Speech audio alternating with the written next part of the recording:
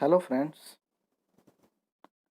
today we will learn the subject Applied Mechanics, Unit 6, Simple Machine. And today's our topic is reversibility of machine and law of machine. First of all, let us see concept of friction in a machine. Some losses always occur in every machine and mostly they are due to friction. One way of determining the same is by calculating the efficiency of the machine.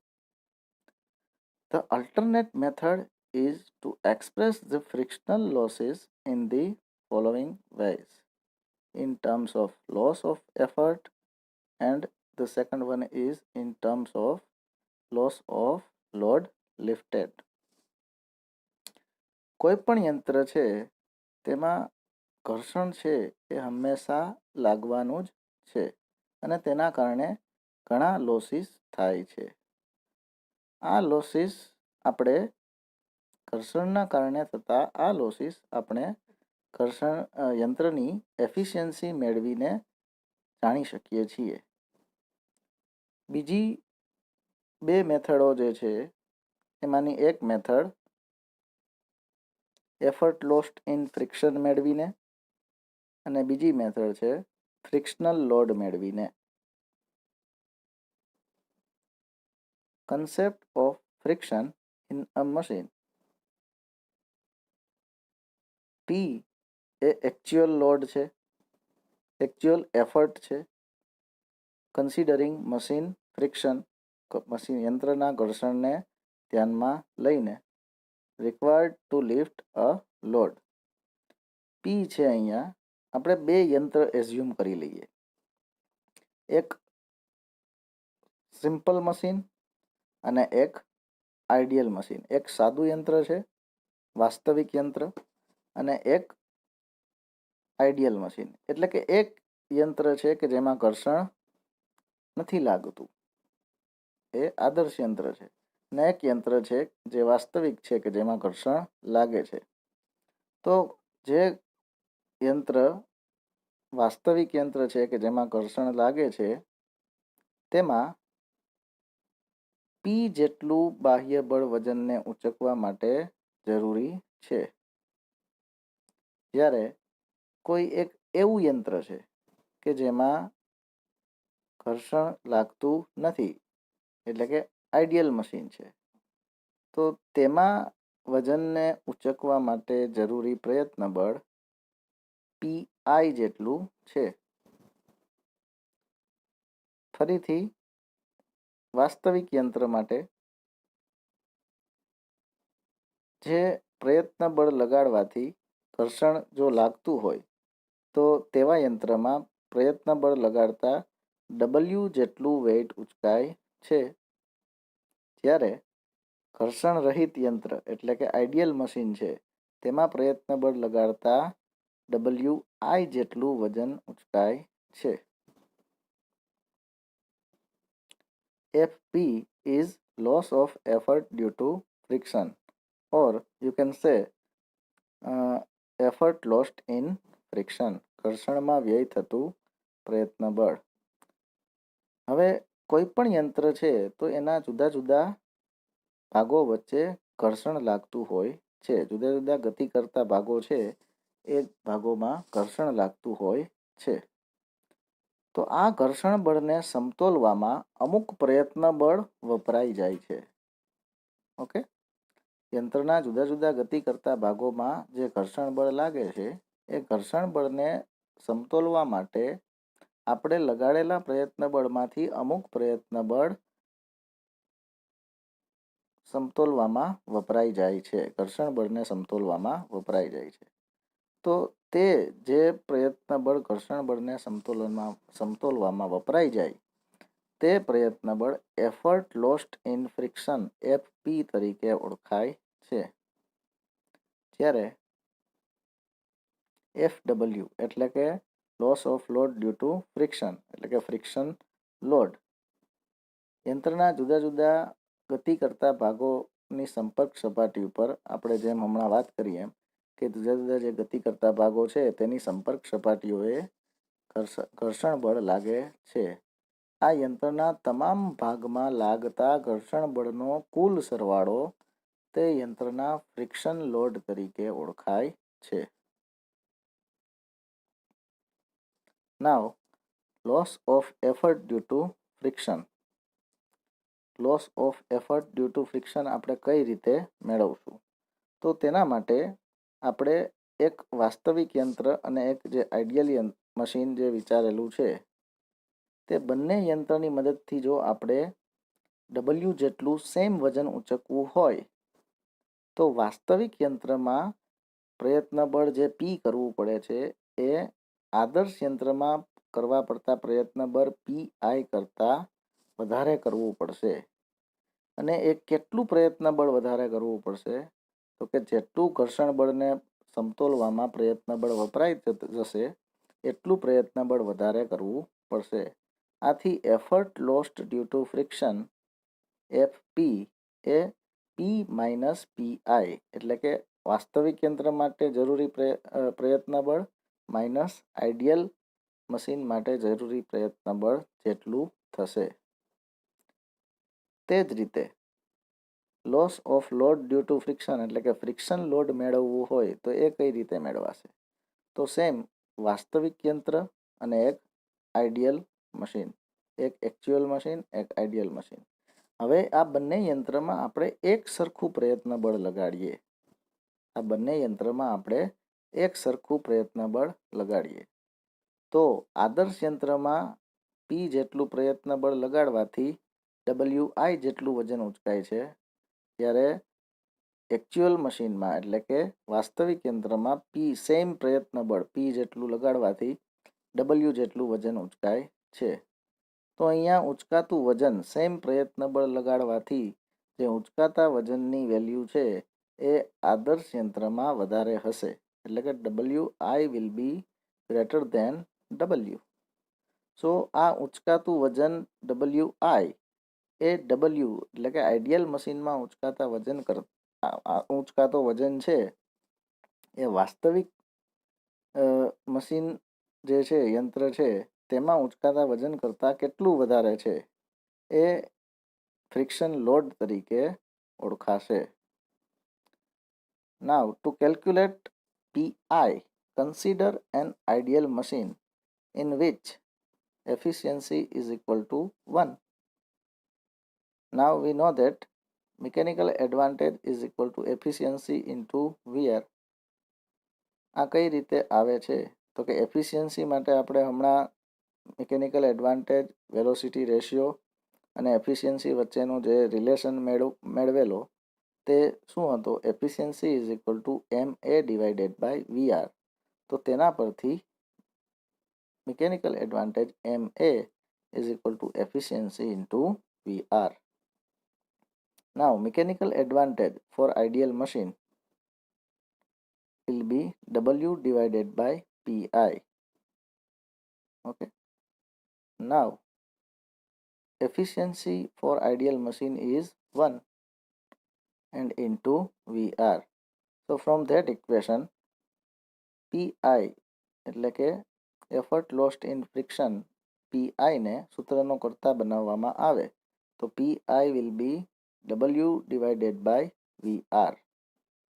હવે આ value ઉપર જે first equation આપણે લખેલું FP is equal to P minus PI તેમાં જો મૂકવામાં આવે તો તે FP is equal to P minus W divided by VR થશે.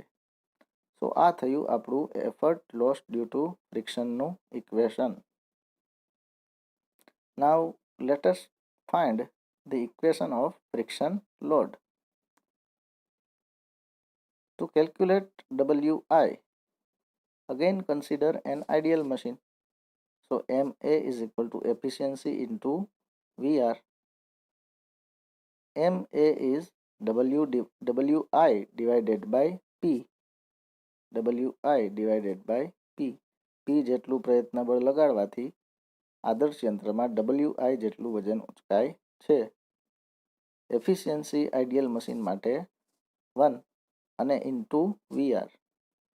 સો ઉપરના ઇક્વેશન પરથી WIને જો સૂત્રનો કરતા બનાવવામાં આવે તો P છે એ VR સાથે મલ્ટિપ્લિકેશનમાં જાય, એટલે WI is equal to P into VR.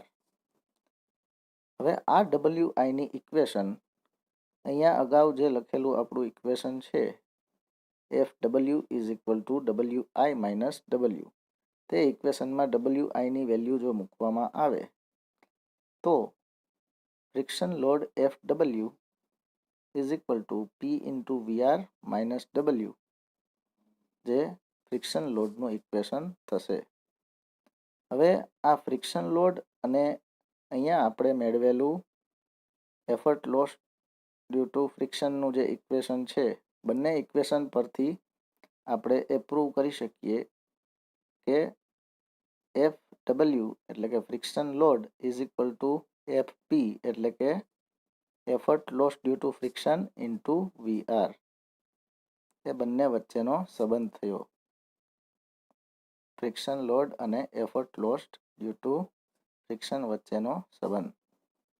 If for a machine P, PI, W and WI are known, the efficiency of a machine can be written as efficiency is equal to PI by P is equal to W by WI.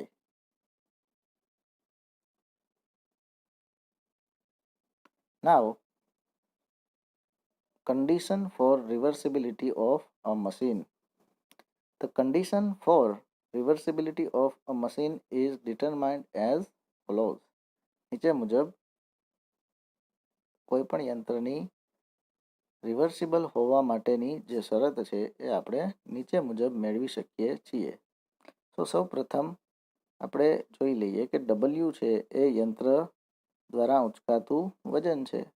P છે એ યંત્ર પર વજનને ઉંચકવા માટે કરવું પડતું પ્રયત્નબળ છે, effort required to lift the load. Y is the distance moved by the effort. Y છે એ પ્રયત્ન બળે કાપેલું અંતર છે, અને જ્યારે X છે એ distance moved by the load, એ વજને કાપેલું અંતર છે. તો આપણે જાણીએ છીએ કે input of a machine will be P into Y અને output of the machine will be W into X. Now frictional losses in the machine. Friction loss in the machine will be input minus output. Input કરતાં output કેટલું ઓછું મળે છે એ ઘર્ષણમાં વ્યય મશીનમાં લાગતું કુલ ઘર્ષણ દર્શાવશે. ઓકે, યંત્રમાં લાગતું કુલ ઘર્ષણ એ ઇનપુટ માઇનસ આઉટપુટથી મળશે. So input minus output will be P into Y minus W into X.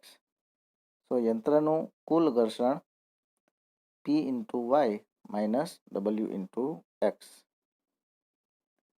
હવે a little consideration will show that in a reversible machine, the output of the machine should be more than the machine friction.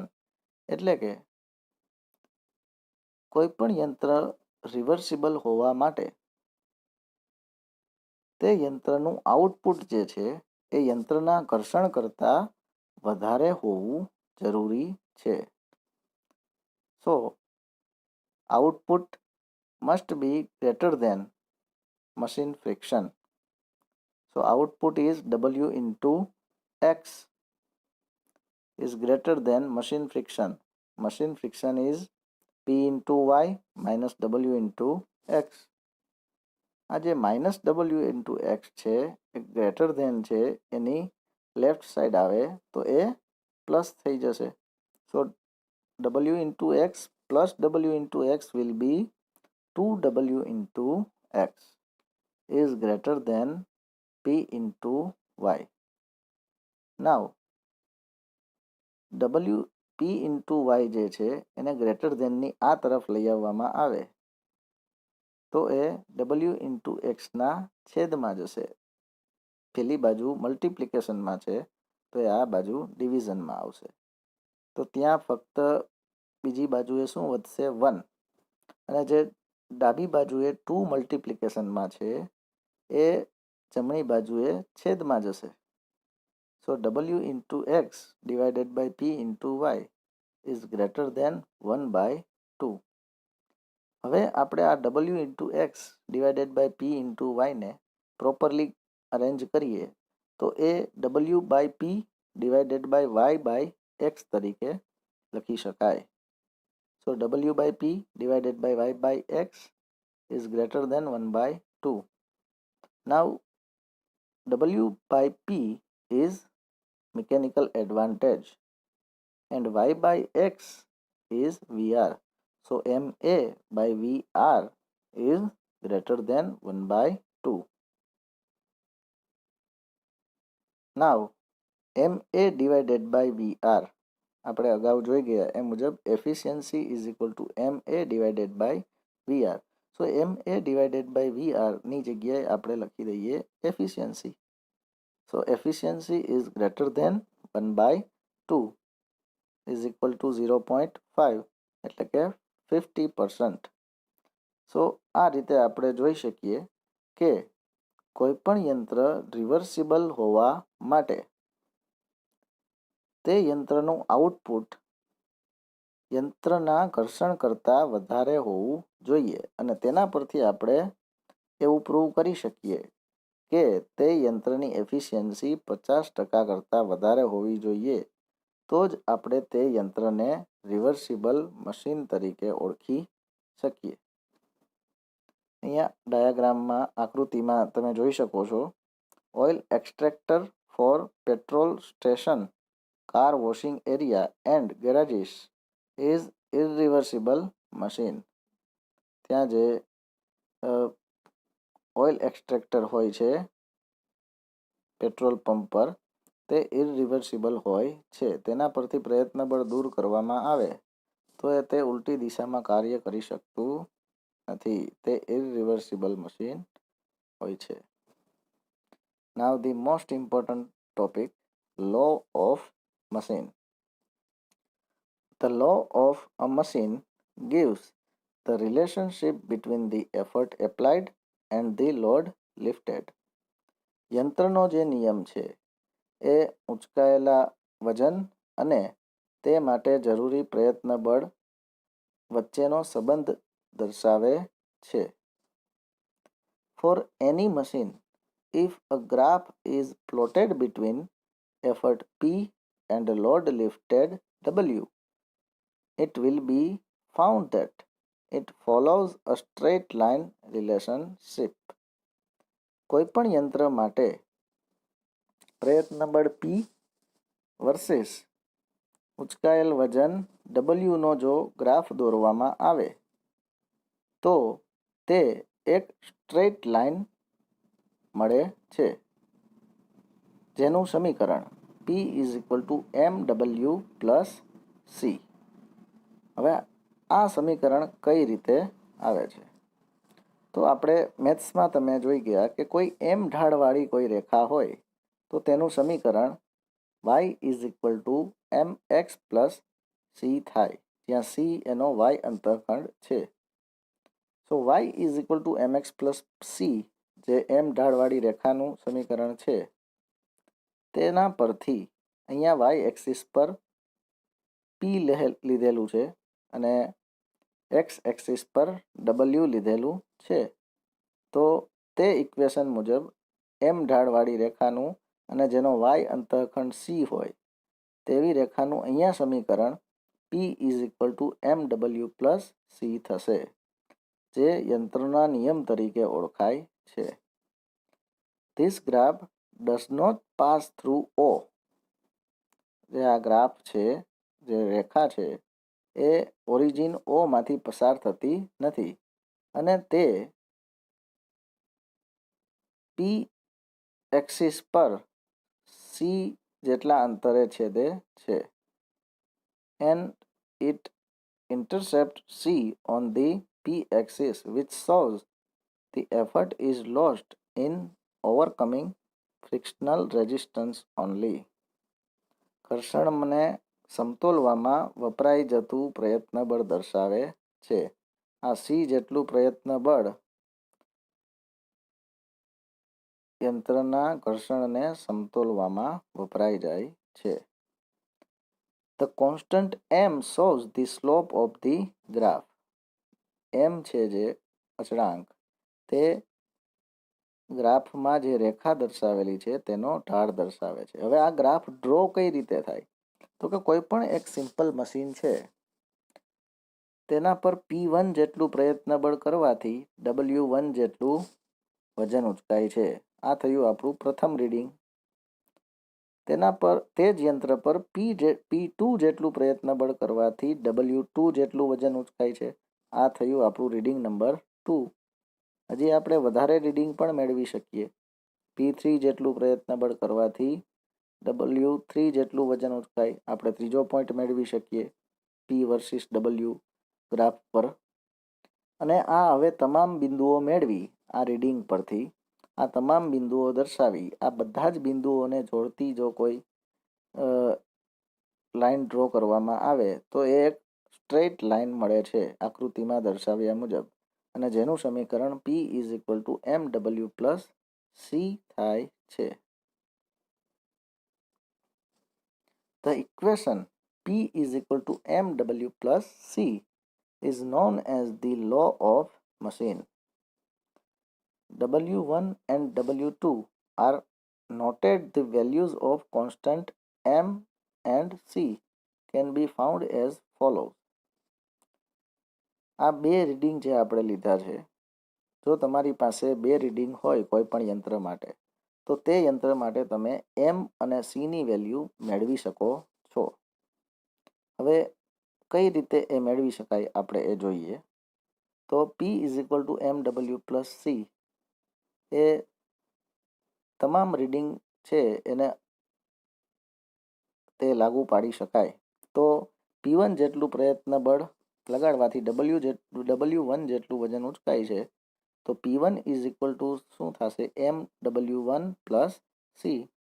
એ જ રીતે P2 જેટલું પ્રયત્ન બળ કરવાથી W2 જેટલું વજન ઉચકાય છે. તો P2 ઇઝ ઇક્વલ ટુ થશે MW2 પ્લસ સી.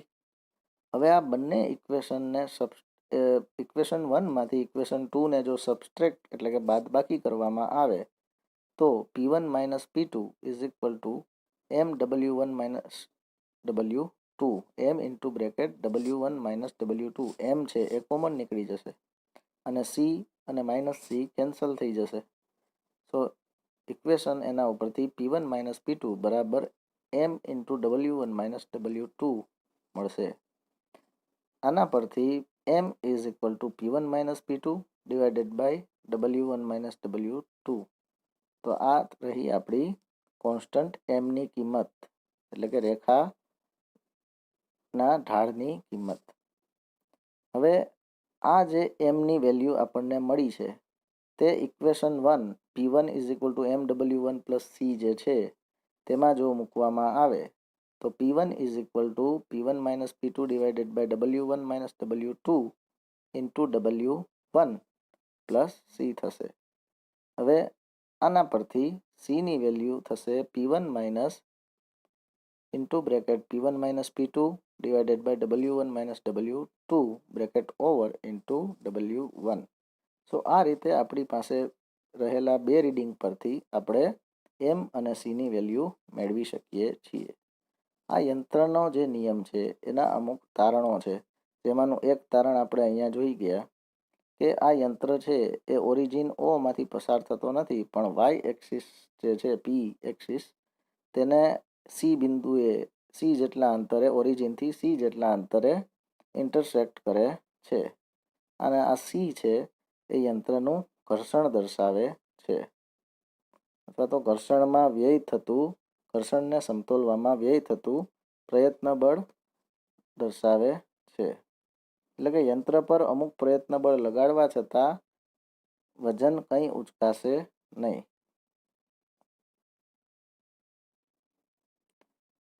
બીજું તારણ આપણે એવું લઈ શકીએ કે જો યંત્ર એક્સ એક્સિસને છેદે, જો આ યંત્રની જે રેખા છે એ એક્સ એક્સિસને છેદે તો જે સીની વેલ્યુ છે એ નેગેટિવ થશે. તો એનો અર્થ એવો થાય, સીની વેલ્યુ જો નેગેટિવ થાય અને જે રેખા છે એ એક્સ અક્ષને છેદી અને નીચે વાય અક્ષને નેગેટિવ વાય એક્સિસ પર છેદે, તો એનો અર્થ એવો થશે કે આ યંત્ર પર પ્રયત્ન બળ વગર પણ અમુક વજન ઉંચકી શકાશે, જે શક્ય નથી. આથી આ એક્સિસ, આ જે આપણે લાઈન ડ્રો કરેલી છે P=mw+c, એ ક્યારેય પણ એક્સ એક્સિસને છેદશે નહીં. અને કોઈ પણ આદર્શ યંત્ર હોય તો એ આદર્શ યંત્ર માટે આ યંત્રનો નિયમ P=mw+c નહીં થાય, પણ P=ફક્ત mw થશે, કારણ કે c છે એ યંત્રનું ઘર્ષણ દર્શાવે છે અને આદર્શ યંત્ર છે તેના માટે ઘર્ષણનું મૂલ્ય 0 હોય છે. અને આ જે આદર્શ યંત્ર માટેની જે રેખા છે એ ઓરિજિન O માંથી પસાર થશે. Now, maximum mechanical advantage. We know that mechanical advantage of a lifting machine MA=W/P. આપણે જાણીએ છીએ કે કોઈપણ યંત્રનો યાંત્રિક ફાયદો MA બરાબર ઊંચકાયેલું વજન છેદમાં તે માટે જરૂરી પ્રયત્ન બળ. હવે for maximum mechanical advantage, the value of P=mw+c જે છે તે આપણે ઉપરના ઇક્વેશનમાં લઈએ તો મેક્સિમમ મિકેનિકલ એડવાન્ટેજ બરાબર W/P ની જગ્યાએ mw+c. હવે આ ઇક્વેશનને આપણે અંશ અને છેદ બંને જગ્યાએ જો W વડે ડિવાઈડ કરીએ તો આ ઇક્વેશન થશે 1. W/W will be 1 upon mw/W will be m plus c/W. હવે આ જે c/W, જે c ની વેલ્યુ છે એ ખૂબ જ ઓછી હોય છે, છેદમાં ઊંચકાતું વજન છે એની વેલ્યુ ખૂબ જ વધારે હોય છે, તો આ c/W ની જે કિંમત છે એ ખૂબ જ ઓછી થશે. તો c/W ને નેગ્લેક્ટ કરતા આપણને મળશે maximum mechanical advantage =1/m. Remember this equation for the problem. The next is maximum efficiency. મહત્તમ કાર્યદક્ષતા. We know that efficiency of a lifting machine is equal to MA/VR, mechanical advantage divided by velocity ratio. Now mechanical advantage is weight lifted by effort required, W/P divided by VR. જે P છે એ અંશના છેદમાં હોવાથી એ છેદમાં જતું રહેશે, સો efficiency =W/P into VR. Now for maximum efficiency આપણે P=mw+c મૂકી દઈએ. So maximum efficiency W/mw+c into VR. Now આપણે W વડે આખા ઇક્વેશનને જો ડિવાઈડ કરી દઈએ અંશ અને છેદ બંનેમાં, તો તે થશે 1/m + c/W bracket over into VR. અહીંયા પણ જો આ c/Wની જે ખૂબ જ નજીવી કિંમત છે એને નિગ્લેક્ટ કરવામાં આવે તો આપણું ઇક્વેશન થશે મેક્સિમમ એફિશિયન્સી =1/m/VR. આ ઇક્વેશન પણ એક્ઝામ માટે ખૂબ જ ઇમ્પોર્ટન્ટ હોવાથી ખાસ યાદ રાખવું.